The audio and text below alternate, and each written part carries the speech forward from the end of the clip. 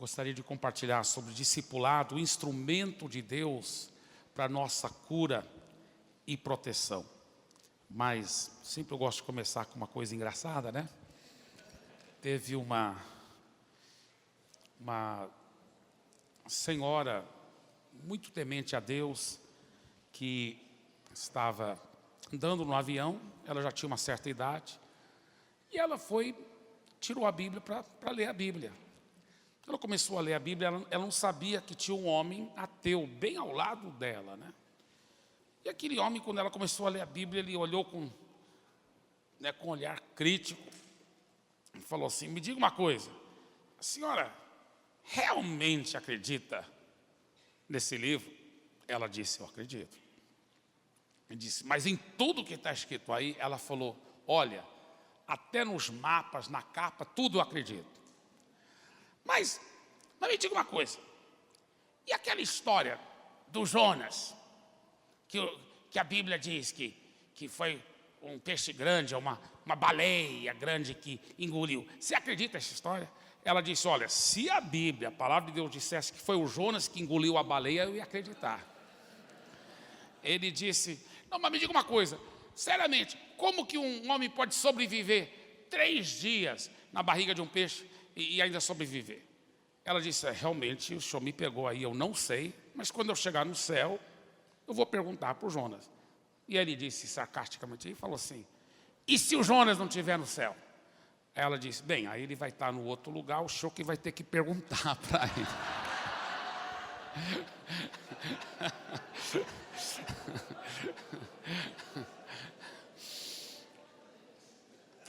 Mas, por que é importante o discipulado?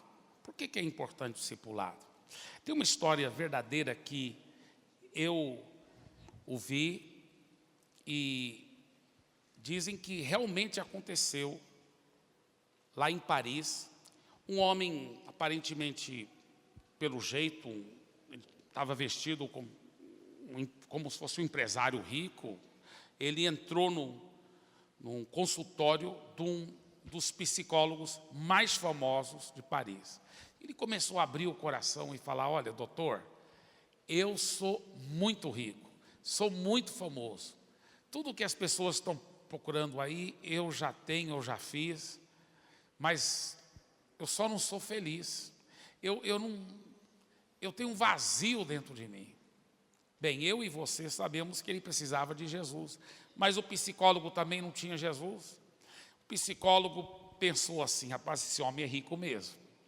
Para fazer ele ficar voltando aqui no meu consultório, eu vou ter que falar uma coisa fora da caixa, uma coisa diferente que ele nunca ouviu. Ele falou: sabe o que você precisa? Ele falou: o quê, doutor? Você precisa ir para o circo. Ele falou: como assim ir para o circo? Ele falou: olha, o seu problema é que você não sabe o que está faltando e você tem que poder se autoanalisar melhor. Por que você não está conseguindo se autoanalisar? Tem muita poeira emocional. Então você tem que rir, você tem que relaxar. Aí vai assentar a poeira emocional ao relaxar. E aí você vai poder se autoanalisar melhor. Entendeu? Então lá no circo você vai rir, você vai relaxar. Nesse momento, inclusive, aqui em Paris, tem um dos circos mais famosos do mundo. E olha, é bom esse circo. Eu mesmo fui outro dia, gostei demais. Olha, o que eu mais gostei lá foi um palhaço. Rapaz, o palhaço é engraçado. É engraçado, a gente ri, a gente relaxa. Mudou minha vida. Olha, me ajudou demais. Você tem que ir ouvir esse palhaço, é muito bom, rapaz. Falou: doutor, o senhor não está entendendo meu problema. Falou: por que você diz isso? Doutor, eu que sou esse palhaço. Eu que sou o palhaço. Toda noite eu trabalho nesse circo. O senhor me viu lá trabalhando, diante de milhares de pessoas, contando piadas, todo mundo ri. Alguns, assim como o senhor, dizem até que ajudou muito a vida deles. Mas eu duvido, doutor, porque minha vida nunca muda. Sabe, infelizmente, eu acho que muitas vezes nós, pastores, líderes, cristãos em geral, às vezes damos uma de palhaço.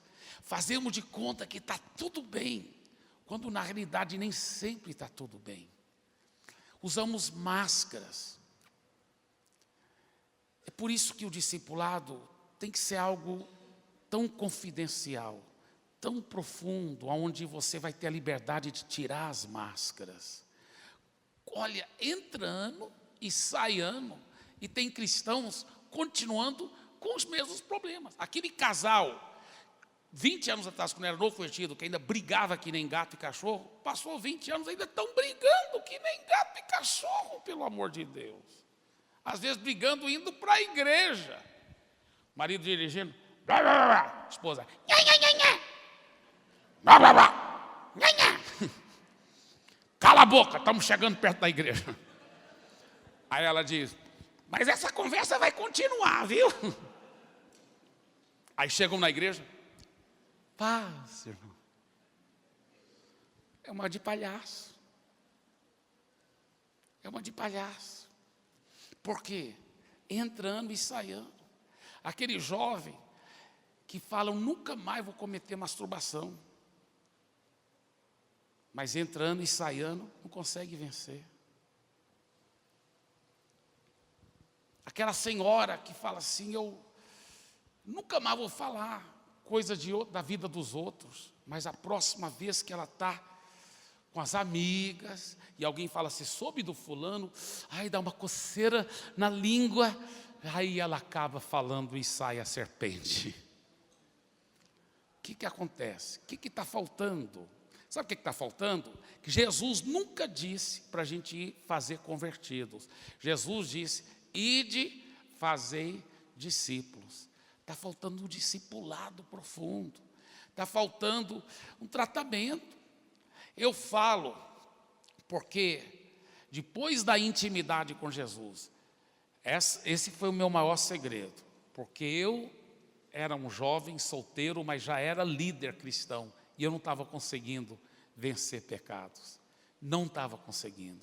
Eu chorava, eu jejuava, eu clamava, eu orava, eu prometia para Deus que eu nunca mais ia ver pornografia e acabava caindo de novo. Eu prometia para Deus que eu nunca mais ia masturbar, acabava fazendo de novo. Meu Deus, só Deus sabe como eu sofri. Eu chorava na presença de Deus, jejuava. Olha, nunca vai julgar os outros. Tenha muito cuidado antes de você falar, aquele cara não quer nada com Deus, eu fico vendo ele na igreja, mas todo mundo sabe da vida que ele tem por aí. Meu irmão, você não sabe quantas vezes ele chora, quantas vezes ele clama, quantas vezes ele quer sair daquela vida. Para de julgar. Pelo menos ele está vindo para a igreja, glória a Deus. Pelo menos ele está buscando a Deus. Só Deus que sabe.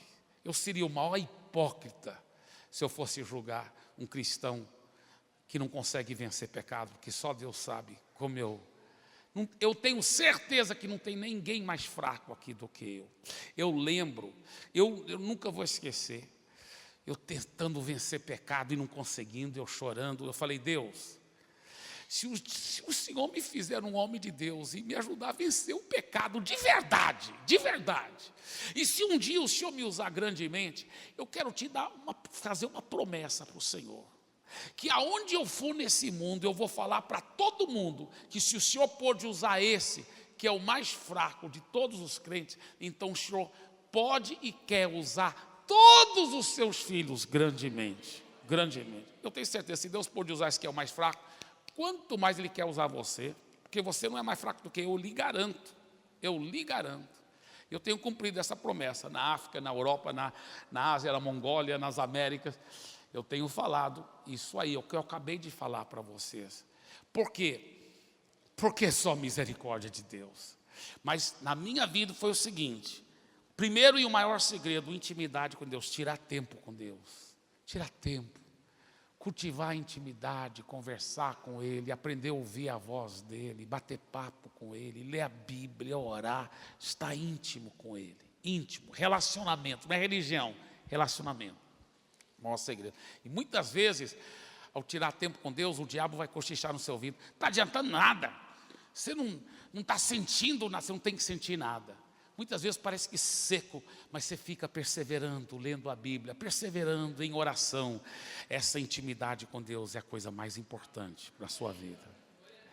O segundo maior segredo na minha vida, depois da intimidade com Deus, foi o discipulado. Quando eu comecei a me abrir e receber ajuda, receber mesmo investimento. Eu lembro que o meu líder na época era o pastor Lucas, o meu irmão mais velho, que já está na glória.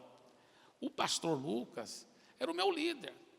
E a igreja em Santarém, ela talvez, depois da Assembleia de Deus, que a Assembleia de Deus na época talvez tinha umas 5.000 pessoas, era a única igreja que tinha crescido em Santarém. Santarém já tinha uns 340 anos de idade, uma cidade muito tradicional, antiga, e nenhuma igreja conseguia crescer, além da Assembleia. A Assembleia de Deus, juntando todas as congregações, dava 5.000. Todas as outras igrejas eram tudo pequenininha, todas, e muitas estavam lá já décadas e décadas, e muitos anos, e ninguém conseguia crescer. Era conhecido como cemitério dos pastores. Aí a igreja que eu estava pastoreando, mesmo sendo um pastor solteiro, ela estava começando a crescer, já chegando umas 200 pessoas, já era a maior igreja da cidade, depois da Assembleia. E o meu líder, que era o pastor Lucas, ele chegou para mim: Eibe, cara, parabéns, a igreja está crescendo, rapaz, você está rompendo aí. Eu falei: Lucas, não está legal, cara, não está legal, era para estar muito maior. Se não fosse por problemas na minha vida, cara. Ele falou assim: que tipo de problema? E eu pensei: não, eu não adulterei, não preciso falar para ele, né? Então eu falei: não, deixa para lá, são os problemas na minha vida. Graças a Deus que ele não deixou para lá. Eu falei: não, é entre eu e Deus. Graças a Deus que não aceitou isso. Ele falou: não, Eibe, você pode se abrir comigo. Irmãos, eu estava tão desesperado, eu já vinha jejuando, orando, tendo certeza que ia andar em Vitória, andava uns 3 meses em Vitória, pá, quebrava a cara de novo.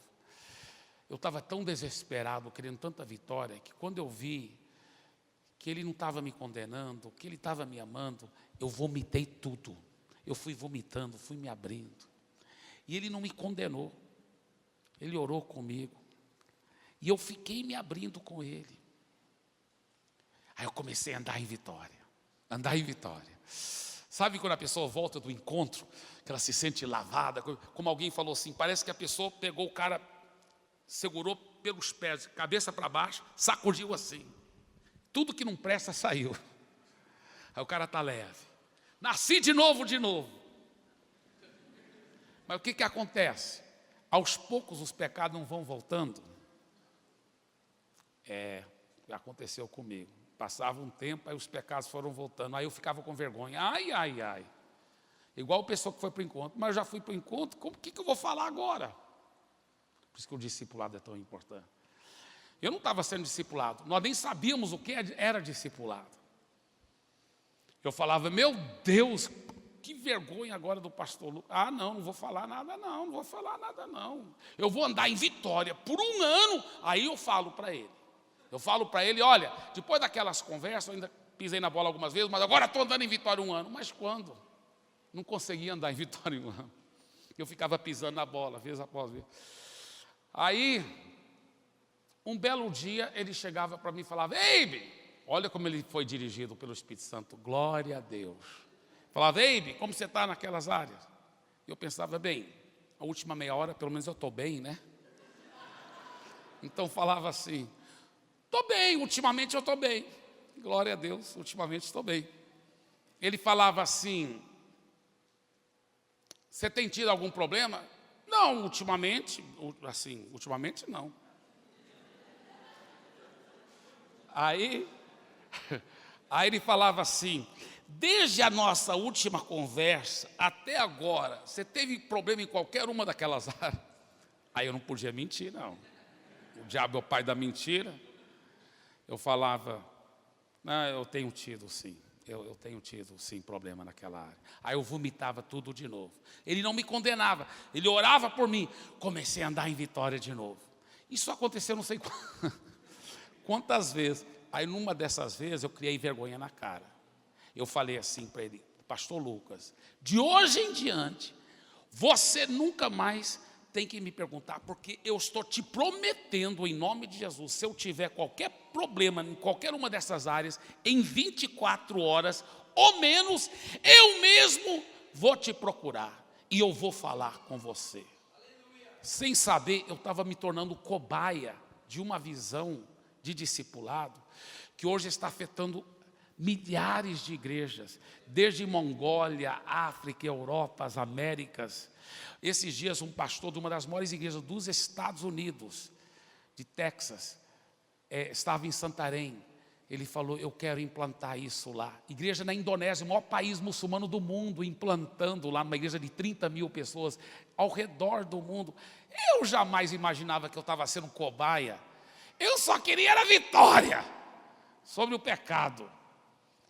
E eu fiquei procurando ele muito, porque eu ficava pisando na bola. Mas ele ficou orando por mim. Teve até um momento que ele sugeriu, e eu aceitei 100%, que eu sabia que Deus dirige através da liderança, de eu sair do ministério para passar um processo mais profundo de intimidade com Deus, um processo de restauração. E eu saí do ministério, e Deus tratou profundamente comigo. E através do discipulado, toda semana me abrindo, eu aprendi o seguinte: eu não era só transparente sobre os pecados, eu aprendi a ser transparente até sobre as tentações. Você fala, mas tentação não é pecado, é verdade. Mas eu aprendi que quando eu me abria até sobre as tentações, eu sentia tanto nojo daquela tentação, daquele pecado, e ele orava por mim, que eu nem ia precisar de confessar o pecado, porque eu vencia antes de pecar. Irmãos, toda a glória e toda a honra seja dada somente para Jesus, mas ainda como solteiro, em todas aquelas áreas, ainda como solteiro, Deus me deu vitória completa. E continuei andando em vitória por anos, até casar. E depois de casar também, até hoje, andando em vitória completa, para a glória de Jesus. Quantos casais, até antes de casar, vão pisando na bola com a esposa? Mas eu, muito antes de conhecer minha esposa, como minha namorada, eu já estava andando em santidade. Então o nosso período de namoro foi santo. O primeiro beijo profundo que eu dei na Andréia, minha esposa, foi quando o meu pai nos declarou casados, né? Nós tínhamos casado no civil na sexta-feira, no sábado foi o casamento na igreja. Quando meu pai fez o casamento, declarou casados, aí eu dei um beijo profundo nela, aleluia. Eu comparo, eu e Andréia somos como duas formiguinhas em cima de um... Sabe como formiga gosta muito de açúcar? Nós dois somos duas formiguinhas em cima de um monte de açúcar, aleluia. Aí eu digo para ela, amor, ela fala assim, amor, será que eu podia lá comprar um vestido? Amor, seu desejo é uma ordem. Suas mais leves inclinações são minhas mais fortes determinações. Suas mais suaves aspirações são minhas mais obstinadas perseguições. E seus sonhos mais passageiros são minhas visões mais permanentes. É muito gostoso. Eu e minha esposa namoramos constantemente, com muito amor, muita santidade. Sabe por quê? Porque funciona, porque o discipulado funciona. Até hoje eu tenho que ter um discipulador. Até hoje eu sou transparente com o meu discipulador.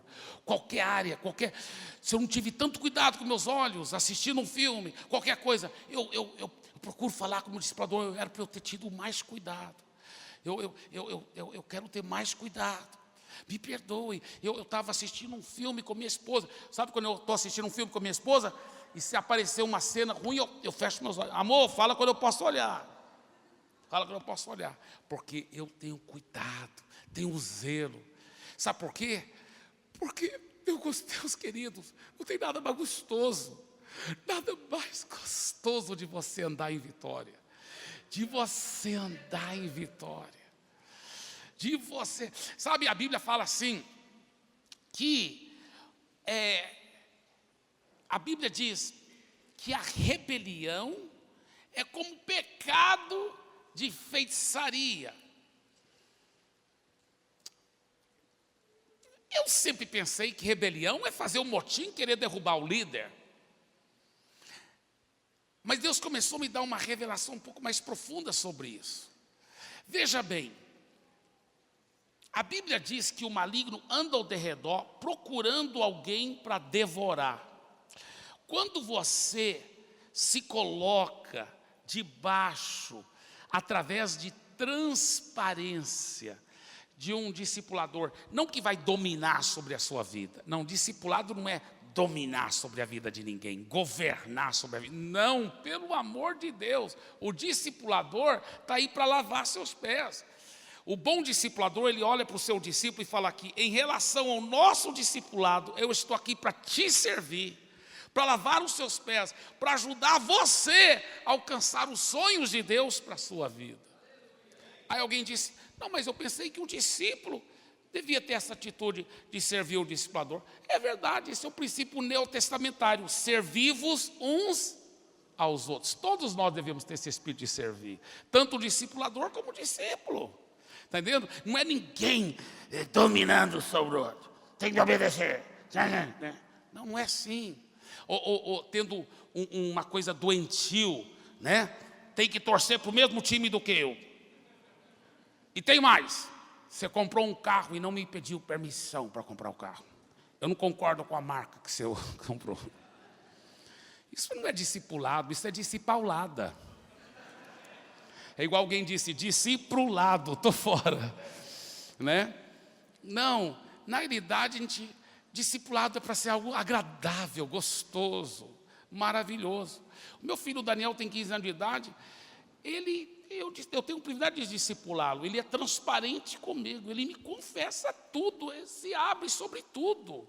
Não é gostoso isso? Eu tenho 2 filhos homens, todos os 2 são assim, são totalmente transparentes sobre tudo, falam tudo mesmo. Eu não condeno eles porque eu já fui adolescente também. Eu entendo, eu amo e oro, e eles são homens de Deus que andam em santidade, não aceitam as propostas do diabo. Glória a Deus por isso. Agora deixa eu falar uma coisa, a Bíblia fala que a rebelião como pecado de feitiçaria. Eu comecei a entender que rebelião não é só fazer um motim para derrubar o líder, mas é quando eu não me coloco debaixo da proteção dele. A Bíblia fala que a liderança é para proteger, serve de um guarda-chuva, porque a Bíblia fala que o diabo joga setas inflamadas do maligno, e olha que a Bíblia fala, são principados e potestades do ar, que andam procurando alguém para devorar. Então os demônios, os principados e potestades do ar, estão procurando alguém para devorar. Quando alguém não se coloca debaixo do guarda-chuva, ele está se expondo a demônios, igual o feiticeiro se expõe a demônios. Então, eu lembro, depois que o meu líder, pastor Lucas, faleceu num acidente de avião, ele foi para a glória, eu comecei a ser atacado, tentações, só tentações, mas tentações horríveis. Eu falei, Deus, o que está acontecendo com minha vida? Deus, eu já vi esse filme antes, se eu não vencer isso agora, na hora da tentação, eu vou cair, eu não quero cair, Deus. Eu comecei a gritar e clamar na presença de Deus. Eu falei, Deus, o Senhor tem que me revelar o que está acontecendo. Eu gritei e clamei. Naquela noite, eu dormi, eu não sei se eu estava acordado de manhã, ou até hoje não lembro se eu estava acordado ou dormindo. Eu acho que eu talvez estava acordado, mas Deus me deu uma visão muito forte. Nessa visão, tinha um guarda-chuva, e eu estava debaixo desse guarda-chuva. E Deus falou assim, isso aí era você, com seu líder, pastor Lucas. Aí eu vejo o guarda-chuva subir para o céu. Subir para o céu. Deus falou assim, por isso, meu filho, você está sem guarda-chuva sobre a sua cabeça, porque você está se expondo a ataques do demônio violentos, por isso você não está conseguindo vencer, meu filho. Eu falei, Deus. Falei, não, Deus, eu tenho um novo guarda-chuva, que é o pastor Paulo Jeff, o meu novo discipulador.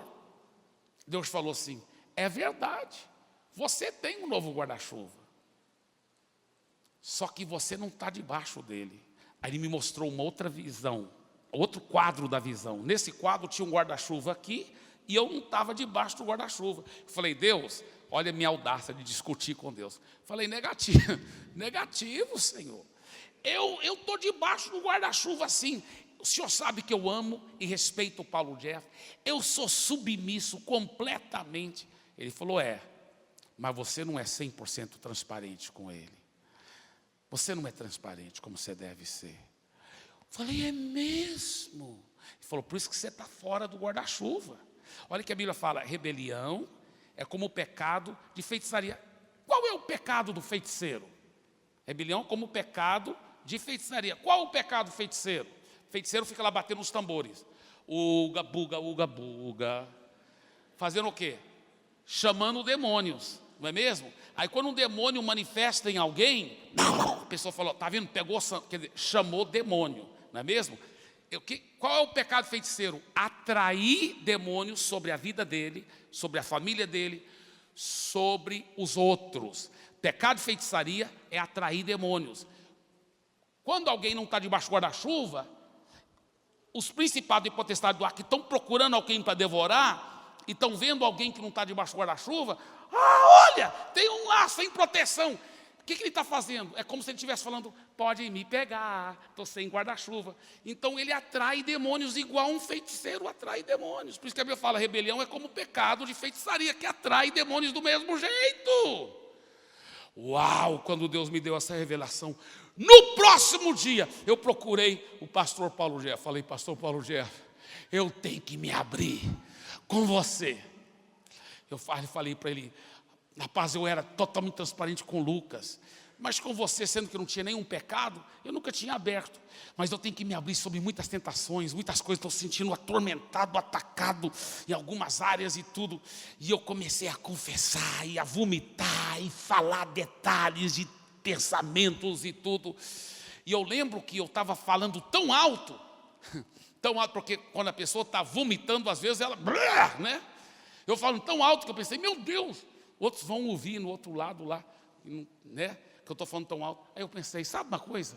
Mesmo se todo mundo ouvir o que eu estou falando, é daqui para trás, daqui para frente, até nessas áreas vão andar em santidade. Daquele dia em diante, isso faz tantos anos. Daquele dia em diante, em todas as áreas, eu tenho procurado, pela misericórdia, ser muito transparente com o pastor Paulo Jeff. Eu continuo, eu preciso de discipulado. Minha vida é muito gostosa, mas eu falo tudo para ele. Ele pode estar nos Estados Unidos, no Japão, aonde quer que seja, pelo Skype, pelo WhatsApp, mas eu converso e eu me abro com ele sobre qualquer coisinha. Eu falo tudo. Sabe o que eu faço depois de me abrir com ele? Eu falo, agora ore por mim. Sabe por quê, irmãos? A Bíblia fala que para receber perdão dos seus pecados, a Bíblia diz, 1 João 1,9, né? Se confessar os pecados, ele é fiel e justo para perdoar os pecados, purificar toda injustiça. Você confessa só para Deus. Você não confessa para padre, nem para pastor, nem para discipulador. Para receber perdão, você confessa só para Deus. Em Cristo Jesus, seus pecados já estão todos perdoados.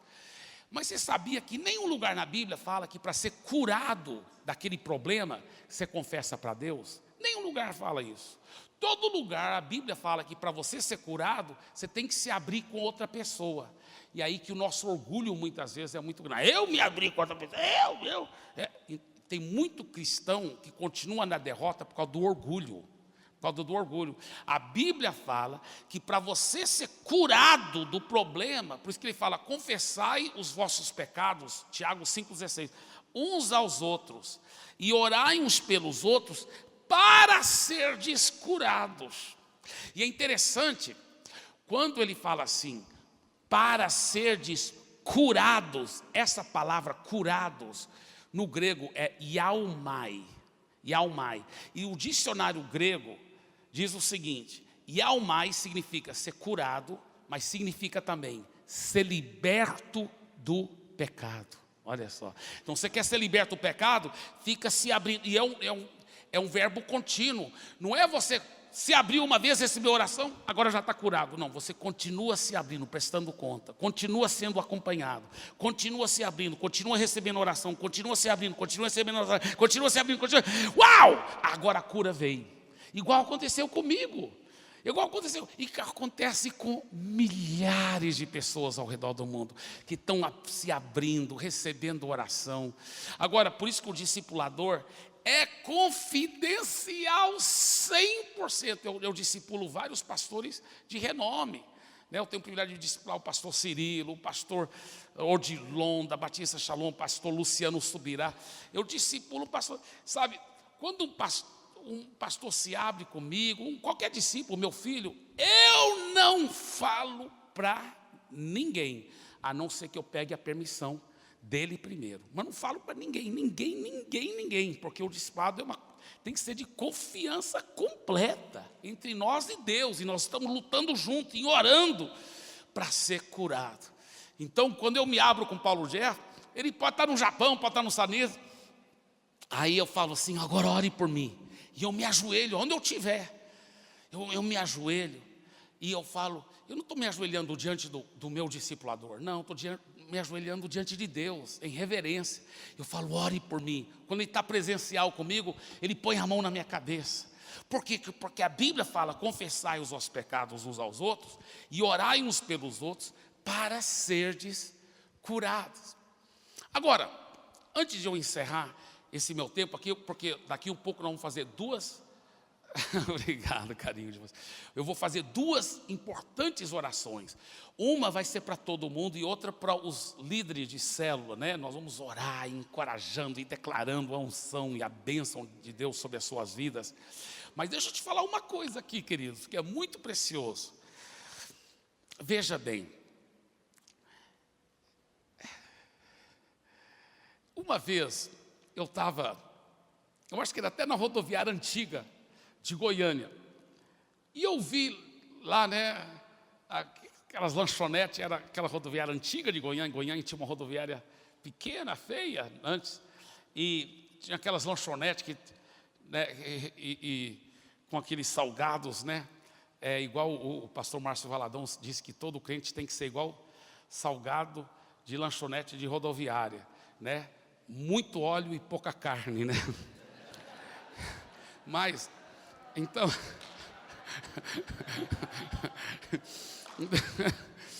mas eu estava numa rodoviária, lanchonete, e eu vi uma placa lá que achei interessante, que a placa disse assim, se o malandro soubesse quanto que era bom ser honesto, ele seria honesto só por malandragem.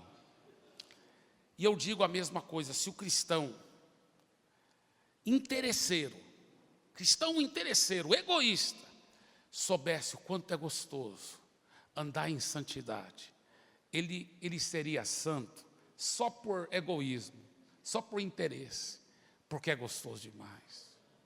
É gostoso demais viver para Jesus. É gostoso demais ter vitória.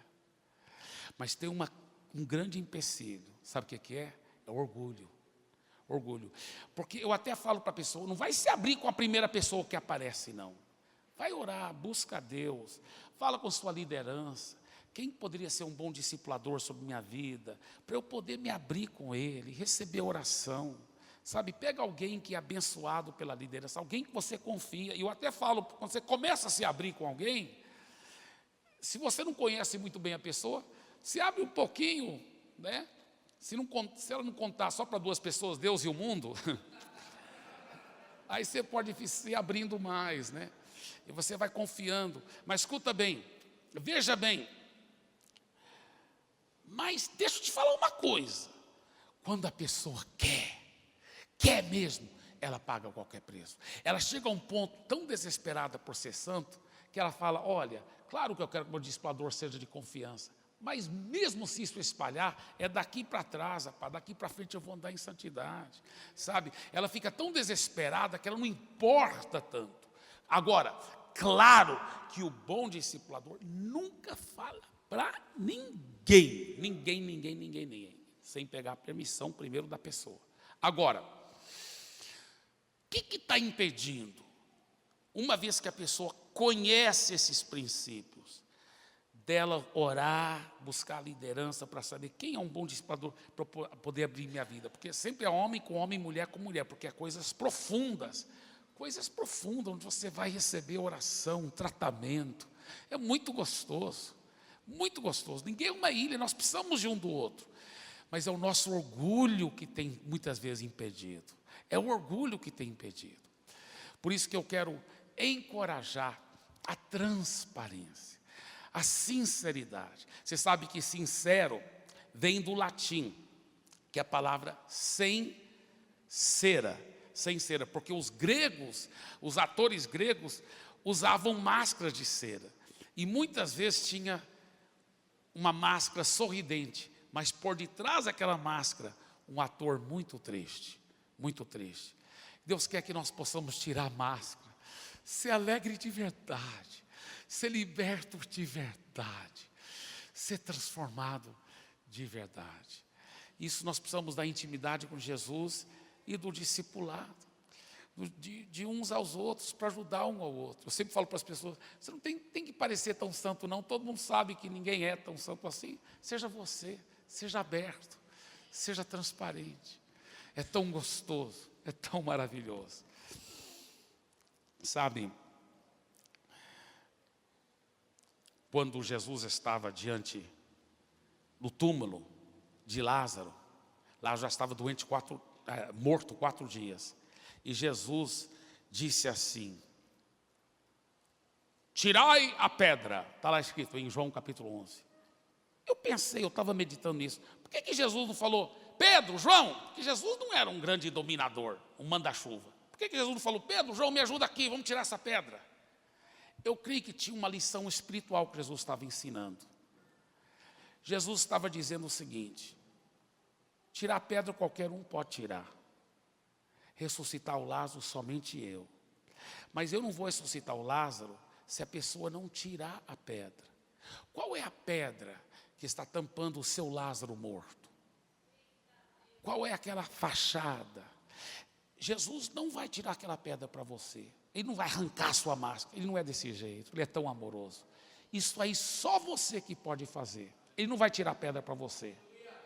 Agora, quando você tira a pedra, ele ressuscita seu Lázaro. Aí qual é a nossa tendência? Nossa tendência quando ele diz, Eibe, João, Maria, Tiago, tira a pedra. Qual a nossa tendência? Falar igual Maria, igual a Marta falou. Lembra o que a Marta falou? Não, Senhor. Por que, Marta? Porque está cheirando mal. Todo mundo vai sentir o fedor do meu Lázaro morto se eu tirar a pedra. Aí o que Jesus disse para Marta? Marta, não te disse eu que verás a glória de Deus? Em outras palavras, sabe o que está dizendo? Marta, é verdade, todo mundo vai sentir o fedor, mas em 1 minuto, 2 minutos, ninguém vai lembrar do fedor mais, porque o Lázaro vai estar ressurreto.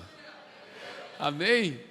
Então, queridos, nossa tendência é fazer igual a Marta. Não tira, não quero tirar a pedra, está cheirando mal. Jesus disse, tira, porque eu só posso ressuscitar seu Lázaro se você tirar primeiramente a pedra. Eu quero terminar com essa pequena história tão simples do escorpião que chegou à beira do rio. Viu o sapo lá e ele falou, seu sapo, eu preciso atravessar para o outro lado do rio. Você me dá uma carona? O sapo falou assim, olha bem na minha cara, seu escorpião. Eu sou sapo, mas não sou burro. Eu te conheço, essa natureza ruim que você tem.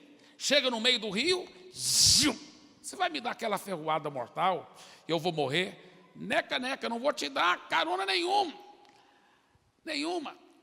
O escorpião falou assim, seu sapo, você tem que raciocinar, você tem que pensar. Veja bem, toda a floresta sabe que eu não sei nadar. Se eu te der a ferroada, você vai morrer e afundar, e eu vou me afogar, porque eu não sei nadar.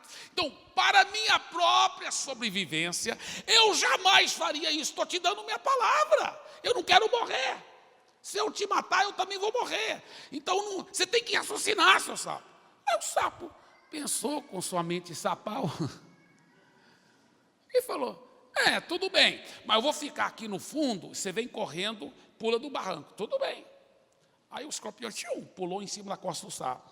Sapo feliz da vida, sempre é bom poder ajudar alguém, né? Nadando, atravessando o rio. Chega no meio do rio, o escorpião já deu a ferroada mortal. O sapo começou a tremer. Antes dele morrer, ele disse, seu escorpião, por que você fez isso? Você deu a sua palavra, que você jamais faria isso. Seu sapo, eu lhe garanto, eu não estava com plano, eu não ia fazer isso. Mas por que você fez? Agora eu vou morrer. Mas você também vai morrer afogado, porque você não sabe nadar. É verdade, eu vou morrer também. Eu não queria morrer, eu não queria fazer isso. Então por que você fez? Eu não sei, nem eu me entendo. Talvez você diz, essa história não é verdadeira. Obviamente. Mas ela é muito verdadeira. Ela é 100% verdadeira. E o pior está acontecendo nas famílias de muitos cristãos. E o pior, muitas vezes nós não estamos só levando a nossa própria vida espiritual para o fundo do rio. Estamos arrastando muitas pessoas que amamos, juntamente conosco, para o fundo do rio. Para o fundo do rio. Por isso que Jesus disse, fazei discípulos. Nós precisamos um do outro. Nós caminhamos um com o outro. Nós ajudamos um ao outro a vencer. A andar em vitória. Ninguém é uma ilha. Através desse amor, dessa compreensão, dessa santa cumplicidade, nós vamos ver a glória de Deus manifestar.